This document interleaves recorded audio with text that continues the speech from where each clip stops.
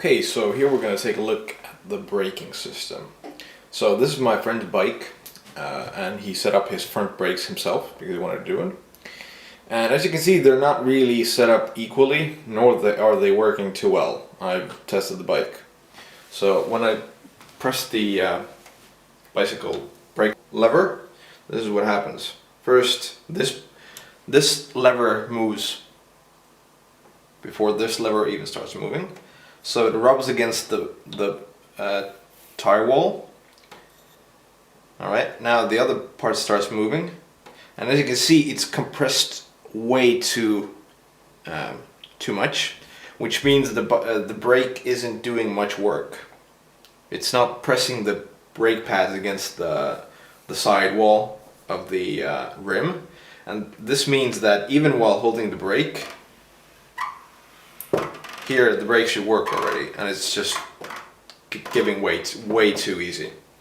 So there are a few things we can do really easily, because this is also a very common problem I encounter while repairing bicycles. So let me just change my angle, and then I can show what we can do to fix it. As you can see from this angle, the brake pads have a thin spacer here and a thick spacer in the back. Now this should actually be the other way around, while the thick spacer should be here and the thin one should be here. So I'm going to show you how to change it. You'll need a 5mm hex wrench, I guess, and you just put it in the hole and just release it. All right, like so. Now you can take this off with some finger action. Alright, and now be careful, because the spacers, they always want to fall off and go who knows where. Like so. So we take the thin ones off and we put the thick ones back. But you have to start with this sort of curved looking spacer.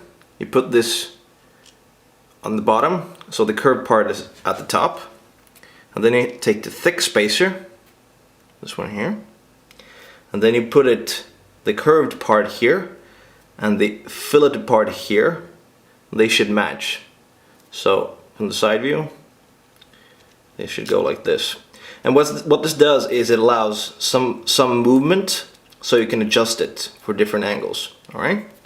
So we've changed the spacers now, and it's time to put it back in the slot here. And what you can do is you can sort of support it with some fingers, as so. And then you can put the thin spacers back on. The thin spacers, they don't really matter how you put it on, how you put them on, just get them on there somehow. Alright, then you take the nut, just thread it on here gently, right, and just do them finger tight. Okay, now I'm going to do the same thing for the other side, and I'm going to show you one other thing. So I changed the spacer for this side as well. It's just finger tight right now, the brake pad locking nut. And here we need to adjust the brake cable, because the spacers move the brake pads inwards more, and this needs to be loosened, because right now we can put the sides together. So you unlock this bolt here, and it might be very tight, right, like it was there, and just don't take it out, but just loosen it so the cable moves. As you can see here, the cable moves freely, right? So pull it out maybe half an inch, something like that, like I did right now. I think half an inch, or about 1.5 centimeters, something of the sorts. And as you can see, we have the brake pads. They're still quite loose, but it doesn't matter. And what you can do now is you can take the brake and you can try to put it back together to see if it's tight enough or if it needs to be loosened again. So as you can see, I'm stretching this part with the noodle and I'm pushing this part inwards, and it has a small slot. Just put the noodle top through the slot, and there, it's in. Easy, right? And now I'm going to show you how to adjust the brake pads. Now, adjusting the brake pads. As you can see, it's quite a ways off from the rim. So loosen the nut gently, just a very, very small amount. Align them just so they're near where it should be, near the rim. And now I have a business card that I cut up, and I can use it as a spacer here. And what this does is it leaves some clearance for the brake pad. Just slide it in between of the rim and the brake pad. And you can use a credit card or whatever you have lying around, but it just needs to be a very thin piece of something. And as you can see, the brake pad is still moving, so it's loose. And now you have to engage your front brake, just engage it fully. Right? As you can see, it's hitting the rim now.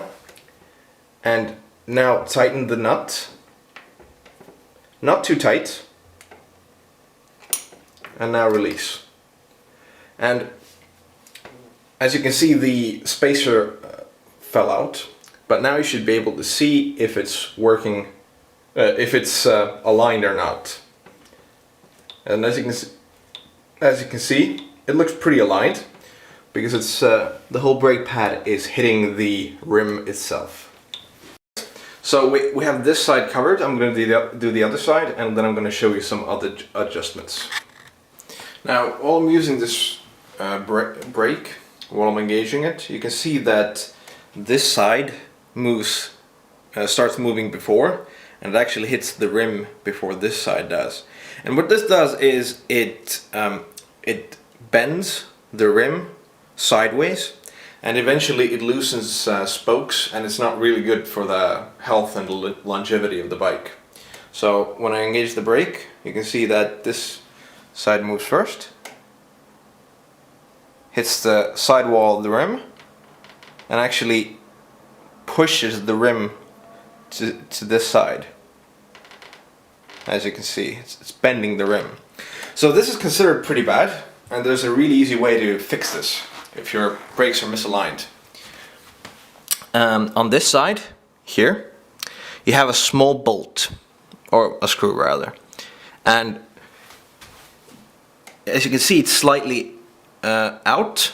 It's not fully driven in, while this side is. Now, you can either loosen this side slightly or tighten this side slightly. But I'm going to tighten this side and show you how it changes the alignment, because the brake spring is actually inside this housing, and if you drive this screw inwards more, it offsets and moves this brake arm away from the rim. So I'm just gonna do it. I have a flathead screwdriver here, but you can use a Phillips driver as well. These usually take both. So do 1/2 turn. Alright. And now let's try the brake again. As you can see, both sides are moving much more equally, and they are engaging the rim pretty much dead center. Alright? So let's try a test once more, see if it's bending the rim. As you can see, it's still very, very slightly bending the rim. So I'm going to do 1/4 turn on top. Just hold it bicycle tight. 1/4 turn. Alright. And now I'm going to test it again. See? Much better.